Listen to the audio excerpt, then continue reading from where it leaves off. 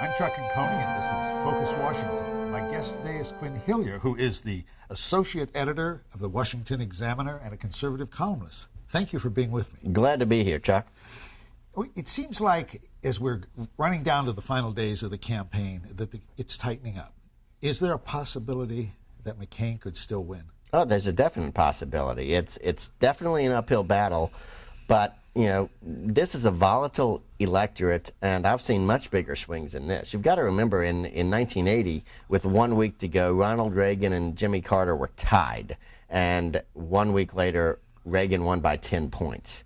A 10-point swing in 1 week. Now, you know, there's only about a 5-point difference with 6 days left, so it's definitely doable. Well, that's overall, but in some of the key states, you're double digits on some of them. Well, depends on which poll you read, and you know, I've seen a whole lot of states that are all within about a 5-point range. And now, granted, McCain would have to have about 6 of those states all move his way, so it's a very tough job for him to do, but it is doable. It's not crazy, at least. McCain has had problems this year with so many prominent Republicans changing their minds about it. Colin Powell, Susan Eisenhower, people like that. What happened to the Republican Party this year? Why is that? Well, the odd thing is that McCain was thought to have real problems on the right, and yet it's really been the Republican centrists that have been leaving him, just like a lot of Republican centrists left George Bush, and a lot of Republican centrists, frankly, actually, people forget they left Ronald Reagan.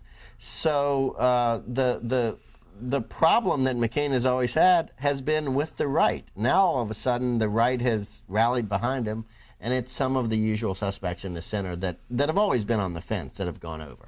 Was it a mistake for him to pick Sarah Palin? I didn't think it was a great idea for him to pick Sarah Palin. I thought that she would turn off some people in the center, that some people would worry about her inexperience. I do have to say this. She has really energized, people say, oh, energized the base, as if it's some sort of, you know, bunch of nutcases out there. No, she's energized volunteers. I was talking to Caton Dawson, who's the chairman of the South Carolina Republican Party, 2 weeks ago.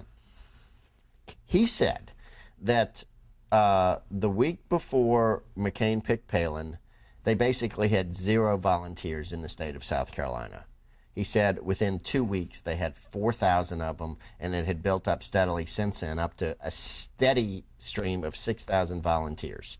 Now that's an incredible change, and you cannot win an election as a Republican without volunteers out there making the phone calls, walking the neighborhoods to hand out flyers, all that kind of stuff. But is that true in places like Pennsylvania, Ohio, Indiana? It's especially true there. It might not be as true on the Upper East Coast and on the West Coast, but sort of that middle America still does a lot of person-to-person politicking and neighbor to neighbor, and those kind of things make a big difference. But this seems like a Democrats' year. I mean, particularly, especially what we see is coming in the congressional and the Senate races.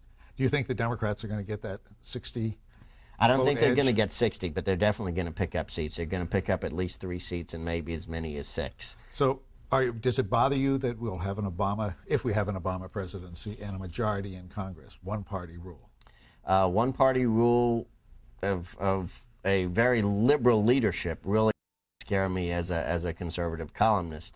It's not like in the 60s when basically the parties dealt with each other. They knew what to expect, and they had respect for each other.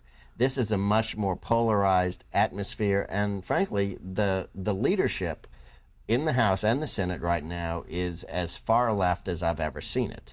Now, you know, they could say Republican leadership had moved to the right, and that's probably true too. But the fact is, with a very liberal president and very liberal House and Senate leadership, you're going to see things I don't think the American people expect. So you don't expect to see them working together, both parties? No, I don't. You did a column this week, and change the subject here a little bit, on you worry about voting irregularities and what that's going to mean. Explain that a little bit. It's a common issue, I know. I think I can explain it simply. The Help America Vote Act, which was passed in 2002, sort of as a response to the Florida mess, they were trying to fix the problems that had happened in 2000 in Florida.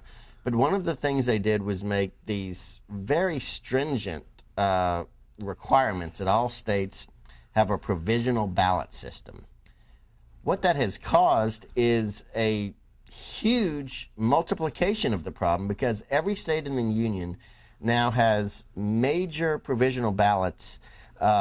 Tens and hundreds of thousands of provisional ballots are going to be cast, and if the elections are close in every single state, you're going to have lawsuits fighting over every single provisional ballot to say whether or not it should be accepted. And you could see Florida times 20, Florida times 30 this time around. You mean this could happen, this election? Yes, this election, it could happen. A litigation explosion, election by litigation is what I call it. That's pretty frightening. Thank you very much. Thank you, We're Chuck. out of time. I'm Chuck Conconi, and this has been Focus Washington.